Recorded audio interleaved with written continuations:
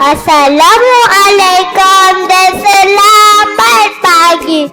Saya Adam Muhaimin bin Muhammad Fahmi.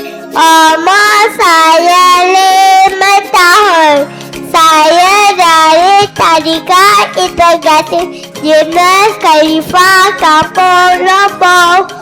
Hari ini saya alam akan bersaja yang bertajuk pisang makanan sihat.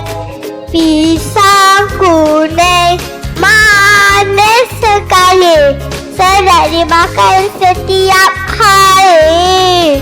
Pisang kaya banyak vitamin, badan sihat, cergas daya yakin.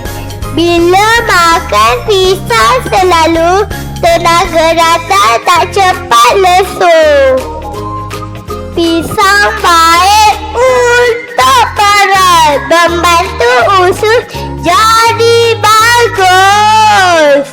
Murid sihat makan basian, minda bijak badan hebat. Mari kawan makan bersama, pisang baik untuk semua. Sekian daripada saya, Tok Arab, Raja El Out. Tuan-tuan